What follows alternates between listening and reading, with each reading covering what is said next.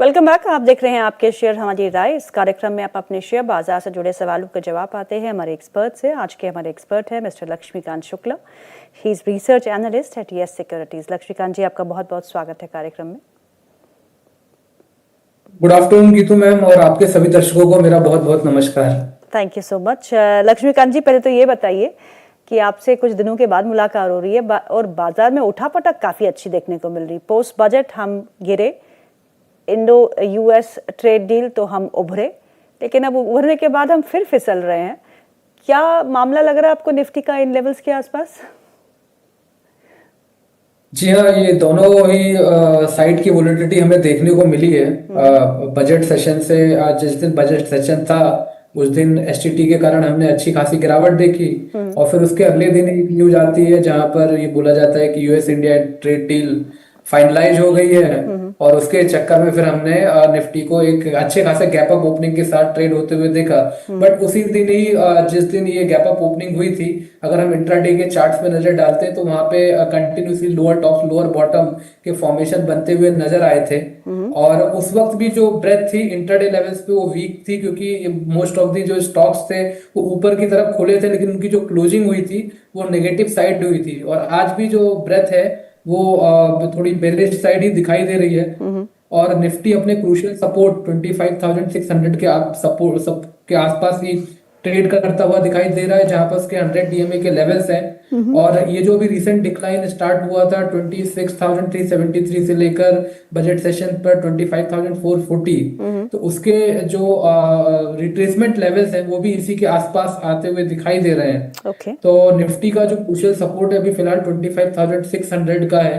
अगर उसको डिफेंड करता है निफ्टी तो एक ब्रॉड बेस्ड कंसोलिडेशन अभी देखने को मिलेगा, क्योंकि फ्रेश बाइंग जब तक ट्रिगर नहीं हो सकती है जब तक निफ्टी 26,000 लेवल के नीचे सस्टेन करता है। 26,000 के ऊपर आएगा तभी फिर हमें एक फ्रेश बाइंग मोमेंटम देखने को मिलेगा। वहां से फिर जो नेक्स्ट लेवल है 26,200 से लेकर 350 के अपसाइड के मूव देखने को मिल सकते हैं। बट जब तक वो उसके नीचे रहता है तब तक ये सप्लाई प्रेशर बना रह सकता है। जी, बहुत अच्छे से आपने समझाया कि जब तक उसके नीचे रहेगा तब तक ये सप्लाई प्रेशर्स जो है वो मार्केट पे बिल्कुल बने रहेंगे, और मार्केट हो सकता है कि इन लेवल्स के आसपास ही कंसोलिडेट करे। नीचे फिसलने के कितने प्रोबेबिलिटी है? देखिए, प्रोबेबिलिटी तो ज्यादा दिखाई दे रही है क्योंकि ब्रेथ नेगेटिव हो गई है, small cap mid cap perform कर नहीं रहे हैं, है ना। और एक्चुअली क्या है, फॉलो थ्रू बाइंग मोमेंटम दिखाई नहीं दे रहा है किसी भी करेक्ट, स्पेस में। करेक्ट। एक दिन दो दिन आता है, फिर उसके बाद बैटल्स को छोड़ दिया जाए तो जनरली जितने भी अदर सेक्टर्स है वहां पे हमें कोई भी फॉलो थ्रू बाइंग मोमेंटम देखने को नहीं मिल रहा है, जिसके मद्देनजर ये गिरावट देखने को मिल रही है। बट ज्यादा बड़ी गिरावट तो अभी यहाँ से नहीं लग रही अनटिल अनलेस कोई मेजर ग्लोबल क्यूज ट्रिगर नहीं होते हैं। क्योंकि अच्छे खासे सपोर्ट्स हैं टेक्निकल लेवल्स पे। जैसा कि रियल सीजन कंटिन्यूस ये चल ही रहा है, तो वहां से जिस तरीके से भी रुझान मिलते रहेंगे उस हिसाब से हमें ट्रेड देखने को मिल सकते हैं। जी, और आज अगर हम देखें तो निफ्टी 50 के स्टॉक्स को, तो वहाँ बढ़ने वाले स्टॉक्स जो है उनमें आज ट्रेंड शामिल है। नतीजों के बाद एक अच्छा रुझान देखने को मिल रहा है। मैक्स हेल्थ, जियो फाइनेंशियल, डॉक्टर रेड्डीज हरे निशान में कामकाज करते हुए। लेकिन जैसे कि हमको लक्ष्मीकांत सर ने कहा है कि जो एडवांस डिक्लाइन है, इवन इफ निफ्टी स्टॉक्स की हम बात करें तो करीब करीब जो 35 स्टॉक्स है they are in red, and only 15 stocks जो है वो इस समय हरे निशान में देखने को मिल रहे हैं। So the advance decline ratio is also skewed towards pressure. चलिए अब सवाल जवाब का सिलसिला शुरू करते हैं लक्ष्मीकांत सर। और पहले हमारे जो व्यूअर है उनका नाम है सैम। वो पूछते हैं एथर इंडस्ट्रीज के बारे में। एथर एनर्जीज में क्या करना है, बता दीजिए प्लीज। ईथर एनर्जी का ट्रेंड काफी स्ट्रांग है, और अधिकतर वैसे तो हमें अधिकतर जो other small cap mid cap stock हैं वहां पे गिरावट देखने को मिल रही है। बट यहाँ पर इस स्टॉक में जो अपसाइड स्ट्रक्चर अभी भी मेंटेन है, स्टॉक अभी अपने सभी की मूविंग एवरेज के ऊपर सस्टेन कर रहा है। तो मुझे लगता है यहाँ से भी बढ़त देखने को मिल सकती है। अगर मैं इंडिकेटर एमएससीडी पर देख रहा हूँ तो वहां पर भी ऑलरेडी बुलिश क्रॉस ओवर है, वो अपनी बुलिश टेरिटरी में ट्रेड कर रहा है। तो ओवरऑल सेंटीमेंट बुलिश दिखाई दे रहे हैं। सो इनको एक स्टॉप लॉस रखने की सलाह रहेगी 650 के साथ। 650 के स्टॉप लॉस के साथ बने रह सकते हैं। मुझे लगता है यहाँ से अभी हमें 770 तक के अपसाइड के मूव ईथर एनर्जी में देखने को मिल सकते हैं। ओके, अगला सवाल ले लेते हैं। निलय का सवाल है। निलय पूछते हैं पीपीएल फार्मा यहाँ पर बाय कर सकते हैं क्या, और जेएसडब्ल्यू इंफ्रा में प्रमोटर की सेल करना पड़ेगा तो क्या ये नीचे आएगा क्या? पीपीएल फार्मा में बाय कर सकते हैं और जेएसडब्ल्यू इंफ्रा पे, दोनों ही स्टॉक्स पे आप अपना नजरिया दीजिएगा। देखिए, पीपीएल फार्मा में तो अभी भी सेंटीमेंट नेगेटिव ही दिखाई दे रहे हैं। एक स्ट्रॉन्ग हर्डल है इसका 50 एसएमए के पास, जो कि अभी 170 के आसपास दिखाई दे रहा है। जब तक ये इसके नीचे रहता है तब तक इसमें सप्लाई प्रेशर बना रह सकता है, और अंटिल अनलेस ऐसा कोई डिसाइसिव ब्रेक थ्रू 170 के ऊपर नहीं मिलता है तब तक मुझे लगता है कि चांसेस ज्यादा हैं कि अपने ये प्रीवियस स्विंग लो के आसपास तक फिसल सकता है, जो कि 148 के आसपास दिखाई दे रहे हैं। सो अभी तो बाइंग का चांस या मोमेंटम अपसाइड की ओर इस स्टॉक में नहीं दिखाई दे रहा है। थोड़ा सा वेट करना चाहिए इनको। अगर आने वाले समय में स्टॉक 168 170 के ऊपर सस्टेन होता है तो फिर वहां पर ये अगर बाइंग के मौके तलाशेंगे तो ज्यादा बेहतर रहेगा। ओके, और जेएसडब्ल्यू इंफ्रा?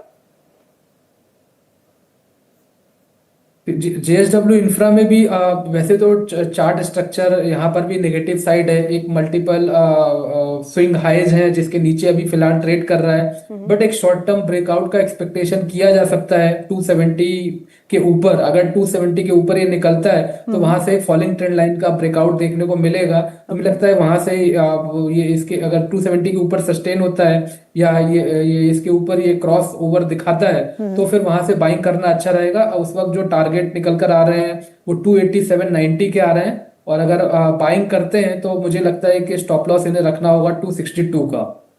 जी, मोहम्मद रफीक का सवाल है। वो पूछते हैं अवंती फीड्स के बारे में। अवंती फीड्स पे आपकी क्या नजरिया होगा? अवंती फीड में ऑलरेडी गैप अप ओपनिंग हमें देखने को मिली थी कल के सेशंस में, और उसके बाद आज भी इसके जो अपसाइड के अब स्ट्रक्चर हैं मेंटेन है। करंटली स्टॉक अपने ऑल टाइम मेरे ख्याल से ऑल टाइम हाई के आसपास ही ट्रेड कर रहा है। एक बड़ा ब्रेकआउट देखने को मिला था यहाँ पर हमें 965 के ऊपर। तो अब ये जो जो पुराना रेजिस्टेंस था वो सपोर्ट के तौर पे काम करेगा। इनके पास पहले से है तो 965 के स्टॉप लॉस के साथ इनको होल्ड रखना चाहिए। आने वाले समय में 1200 तक के लेवल्स अवंती फीड में देखने को मिल सकते हैं। और ये जो पॉजिटिव मोमेंटम है ये शायद यूएस ट्रेड डील के आस के बाद ही देखने को मिला है, जी। जिसकी वजह से यहाँ पे मोमेंटम बना हुआ है। तो अभी फिलहाल इनको 965 के स्टॉप लॉस के साथ होल्ड करने की सलाह रहेगी। और मुझे लगता है कि आने वाले समय में अगर इमीडिएट स्विंग हाई 1140 के टूटते हैं तो वहां से 1200 तक के भी मूवमेंट अवंती फीड में आने वाले समय में देखने को मिल सकते हैं। जी, हर्षप्रीत कौर का भी यही सवाल है। उनके पास अवंती फीड्स है, 788 में उन्होंने खरीदा था, तो आपने कहा कि 965 का स्टॉप लॉस लगा के वो भी निवेशित रह सकती है। वो पूछ रही थी नहीं तो क्या मैं प्रॉफिट बुक करूं या शुड आई स्टे इन्वेस्टेड, ये और ऊपर जाएगा? तो आपकी सलाह तो यही है इस समय कि स्टॉप लॉस लगा के आप निवेशित रहे, करेक्ट? जी हाँ। हाँ, तो हरप्रीत जी, हमने ये सवाल ले लिया था पहले, तो आप प्लीज़ इस प्रोग्राम की रिकॉर्डिंग ज़रूर देखिएगा। अगला सवाल जो है नाम नहीं लिखा, वो पूछते हैं V2 रिटेल के बारे में। V2 रिटेल का क्या करना है? 2500 की बाइंग है, टारगेट एंड स्टॉप लॉस क्या हो सकता है? V2 रिटेल में रेंज बाउंड मूव देखने को मिल सकता है। हालांकि स्टॉक ने अपने 200 डीएमए लेवल को डिफेंड किया है, जो कि अभी 1995 के आसपास दिखाई दे रहा है। बट जो फ्रेश बाइंग मोमेंटम है वो 2270 के ऊपर आने के संकेत मिल रहे हैं। तो एक ब्रॉड बेस्ड सिनेरियो दिखाई दे रहा है V2 रिटेल में। तो जब तक ये स्टॉक 1995 के ऊपर रहता है तब तक ये बने रह सकते हैं। बट फ्रेश बाइंग मोमेंटम के लिए इनको वेट करना पड़ेगा। 2270 के लेवल्स टूटेंगे तभी वहां से फिर हमें बढ़त देखने को मिलेगी, और फिर स्टॉक फिर 2500 के लेवल तक जा पाएगा। श्रवण सिंह जी का सवाल है। वो पूछते हैं 3 स्टॉक्स के बारे में, उनको आपका नजरिया चाहिए। एक तो है प्राइम फोकस, दूसरा है टीडी पावर, और तीसरा है श्री रामा मल्टीटेक। अब ये तो मेरे को नहीं पता, पर prime focus, TD power and Shri Rama Multitech अगर आप ट्रैक करते हो तो। इत्तेफाक से मैं इनमें से किसी भी स्टॉक को ट्रैक नहीं करता हूँ। Okay. लेकिन चार्ट पर देख प्राइम फोकस को जिस तरीके से देख रहा हूँ, यहाँ पे स्ट्रक्चर बहुत ही प्रॉमिसिंग नजर आ रहा है। एक राउंडिंग बॉटम का ब्रेकआउट देखने को मिला है 245 के ऊपर, और अभी भी लेवल इंटेक्ट है। सो काफी अच्छा स्टॉक लग रहा है चार्ट्स के ऊपर। तो मुझे लगता है 245 के जब तक लेवल मेंटेन रहते हैं तब तक इसमें बने रह सकते हैं। और जो नेक्स्ट पीवट पॉइंट अभी फिलहाल यहाँ पर आते हुए दिखाई दे रहे हैं, वो आते हुए दिखाई दे रहे हैं 280 के आसपास। तो मुझे लगता है कि वहां से फिर से एक बार रिव्यू करना चाहिए इनको, कि अगर वहां पे कोई रिवर्सल पैटर्न बनता है तो प्रॉफिट बुकिंग कर लें, अदरवाइज फिर वो स्टॉप लॉस ट्रेल करते हुए आगे भी इसको कैरी फॉरवर्ड कर सकते हैं, क्योंकि स्ट्रक्चर काफी इंप्रेसिव लग रहा है डेली और वीकली चार्ट्स पर। ओके। और उनके कुछ और स्टॉक्स थे, अब मेरे पास टीडी पावर। देखिए, कुछ दिनों से पावर सेगमेंट में अच्छा ट्रैक्शन देखने को मिला है। हम चाहे टोरेंट पावर को देखें, चाहे पीएफसी को देखें, आरईसी लिमिटेड को देखें, यहाँ पे लोअर लेवल्स बाइंग देखने को मिली है। ये भी स्ट्रक्चर टीडी पावर का काफी स्ट्रांग दिखा रहा है। 2 से 3 दिनों पहले यहाँ पर एक फॉलिंग ट्रेंड लाइन का ब्रेकआउट हमें देखने को मिला था 768 के ऊपर, और अभी भी प्राइजेस के ऊपर सस्टेन कर रहे हैं। सो अब जो नेक्स्ट अपकमिंग हर्डल है वो 850 का आता हुआ दिखाई दे रहा है। ओके। तो यहाँ पर एक कंसोलिडेशन देखने को मिल सकता है 850 840 के रेंज में। तो अगर इन्हें काफी पहले से बाय करके रखा हुआ है तो एक बार प्रॉफिट बुक करके इनको चलना चाहिए, क्योंकि बीइंग प्रीवियस स्विंग हाई एक मेजर हर्डल है। अगर वीकली क्लोज 850 के ऊपर होता है तो फिर एक फर्दर अपसाइड का मूव देखने को मिलेगा, बट उसके लिए इनको इंतजार करना पड़ेगा। जी, अगला सवाल ले लेते हैं, और अगला सवाल है अनुज सिंह का। वो पूछते हैं नायका के बारे में। आज नायका के शेयरों में करीबन 3% का इजाफा देखने को मिल रहा है। 205 के रेट में 500 शेयर है, 1 साल का व्यू रखते हैं, क्या करना चाहिए? कि डेफिनेटली होल्ड रखना चाहिए। एक अच्छा ब्रेक थ्रू हमें आज के सेशंस में देखने के लोग मिला है। यहाँ पर भी राउंडिंग बॉटम का breakout bullish belt hold candlestick pattern के साथ आया है। एमएससीडी काफी इंप्रेसिव लग रहा है डेली और वीकली चार्ट्स पर। आरएसआई ऑलरेडी 60 के ऊपर जाता हुआ दिखाई दे रहा है, तो अभी भी अपसाइड के मूव बने रह सकते हैं। अब जो इमीडिएट हर्डल है इसका 272 273 के आसपास है। अगर ये इसके ऊपर की क्लोजिंग होती है तो एक फर्दर एक फ्रेश रैली स्टार्ट होने के संकेत देखने को मिल रहे हैं। हालांकि इतनी जल्दी वो रैली नहीं आएगी, बट अगर आने वाले समय में 273 के ऊपर की क्लोजिंग होती है तो फिर वहां से फिर हमें मुझे लगता है कि 300 तक के भी लेवल्स नायका में देखने को मिलेंगे। ओके। अगला शेयर जो है वो अगला सवाल जो है वो आईडीबीआई बैंक पे है। रवि कुमार जी पूछते हैं, आईडीबीआई बैंक में करंट लेवल्स पे खरीदारी कर सकते हैं? आईडीबीआई बैंक तो काफ़ी सुर्खियों में रहा है, बजट में भी जो है डिसइन्वेस्टमेंट का टारगेट बढ़ा दिया गया है, 80,000 करोड़ कर लिया गया है, और ये मानना जा रहा है कि आईडीबीआई की जो डिसइन्वेस्टमेंट प्रोसेस है वो अब या तो इसी मार्च के महीने तक यानी कि करंट फाइनेंशियल ईयर में पूरी हो जाएगी, या फिर अर्ली नेक्स्ट फाइनेंशियल ईयर में। और जो बजट में डिसइन्वेस्टमेंट का टारगेट रखा गया है तो उसको उसमें फैक्टर इन किया गया है। ये स्टॉक में हमने एक अच्छा रुझान देखा है, लेकिन आज ये स्टॉक हरे निशान में तो है, लेकिन अपने ऊपरी लेवल से थोड़ा बहुत हल्का हुआ है। आईडीबीआई बैंक में करंट लेवल्स में एक्यूमुलेशन बनता है? जी हाँ, बिल्कुल बनता है, बस थोड़ा सा लंबा नजरिया रखना पड़ेगा, क्योंकि मंथली के चार्ट्स पर एक रिसेंटली ब्रेकआउट देखने को मिला था 107 108 के ऊपर। फिर उसी दौरान प्रॉफिट बुकिंग भी देखने को मिल गई थी, बट अभी भी जो सपोर्ट है वो इंटेक्ट है। तो जो एक मंथली सपोर्ट है वो 92 का। तो मुझे लगता है कि जब तक स्टॉक इसके ऊपर ट्रेड करता है तब तक इसमें अपसाइड के मोमेंटम बने रह सकते हैं। फ्रेश ब्रेकआउट हमें 120 के ऊपर देखने को मिल सकता है। वहां से फिर से हमें एक रैली देखने को मिलेगी इस स्टॉक में, जो कि इसको 140 144 लेवल तक पहुंचा सकती है। सो स्ट्रेंथ है, बट थोड़ा सा लंबा निवेश रहना पड़ेगा, तो डेफिनेटली इनको अच्छा रिटर्न मिल सकता है आईडीबीआई में। ओके।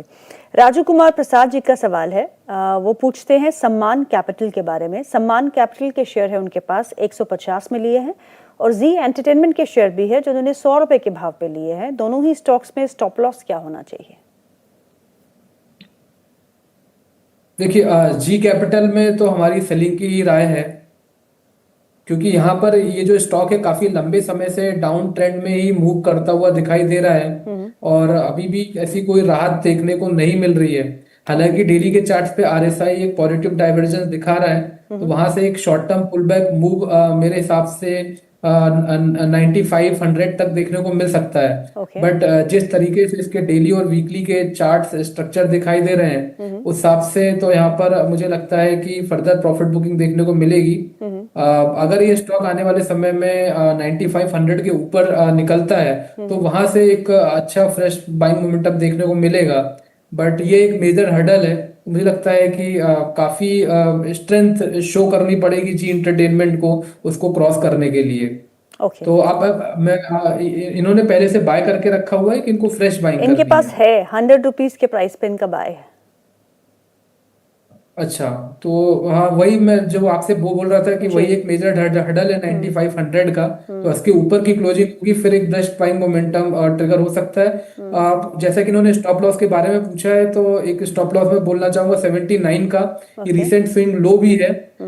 तो अगर इसको होल्ड करता है तो फिर एक ब्रॉडर बेस में कंसोलिडेशन देखने को मिलेगा और 100 के ऊपर अगर ब्रेक थ्रू मिलता है तो फिर एक अपसाइड के मूव देखने को जी इंटरटेनमेंट में देखने को मिल सकते हैं। जी। वहीं पे अगर सम्मान कैपिटल की बात की जाए तो एक साइडवेज कंसोलिडेशन देखने को मिल रहा है with in the band of 154 से लेकर 145 के आसपास।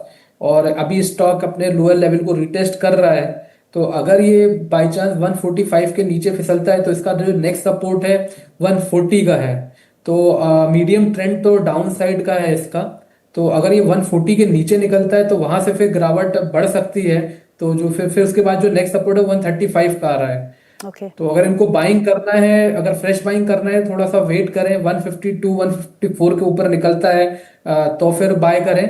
और अगर इन्होंने पहले